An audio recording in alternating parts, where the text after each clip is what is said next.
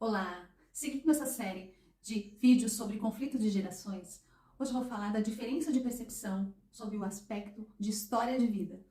Vamos para o exemplo, porque eu acho que o exemplo é sempre bom. A gente consegue se reconhecer dentro dos exemplos. Imagine um, um casal, né, que viveu uma experiência de dificuldade financeira, que viveu uma escassez, que até passou fome, vamos dizer assim, né? A gente pode pensar nos nossos avós, né? Porque a realidade dos nossos avós, bisavós, né, dos nossos antepassados, é uma realidade, uma história de vida muito diferente de hoje, né? No meu caso, especificamente, os meus avós, eles vieram da Europa fugidos de guerra. Muitas pessoas têm na sua família, no seu DNA e das suas gerações, essa questão de fugir da guerra.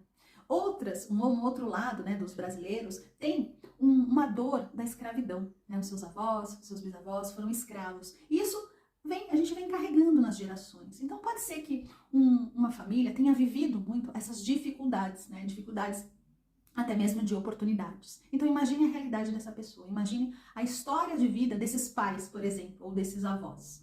E aí vamos comparar com o jovem de hoje, né? Qual foi a história de vida dele?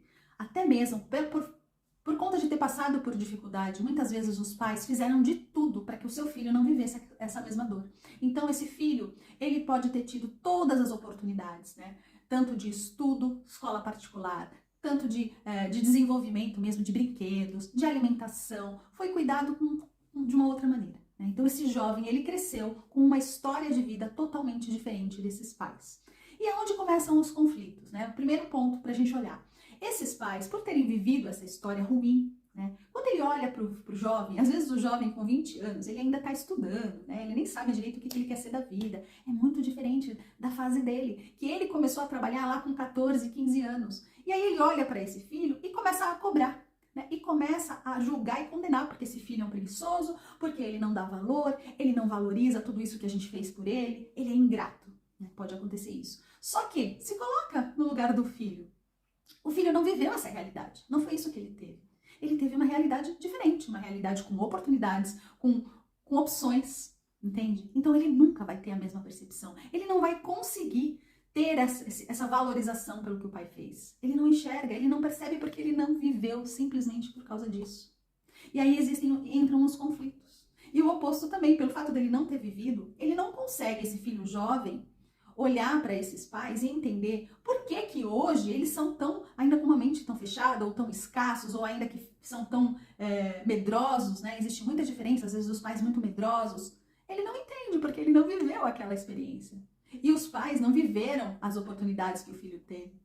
Viveram diferente, conflitos de gerações. Como é que a gente convive com isso? Primeiro entendendo isso, percebendo isso, e é muito sutil.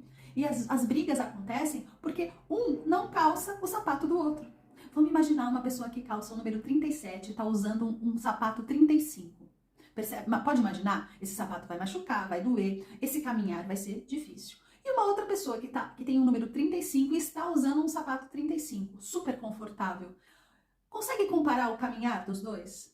O que está usando o sapato adequado não vai conseguir entender a dor do outro, não vai sentir aquela dor, porque para ele está tudo bem, está confortável, o caminhar tá leve, está tranquilo. Agora, quem está com o sapato apertado não vai entender o conforto daquele. Como que aquele está vivendo de maneira tão leve? Como que ele está caminhando tão bem se o sapato aperta tanto, né? Incomoda, me faz calo, Entende? É uma comparação, uma metáfora, mas que diz muito sobre os conflitos entre as famílias. Um não calça o sapato do outro. Um não vive a história de vida do outro. Pensa sobre isso e reconhece que se na sua família algo acontece desse tipo. Um abraço.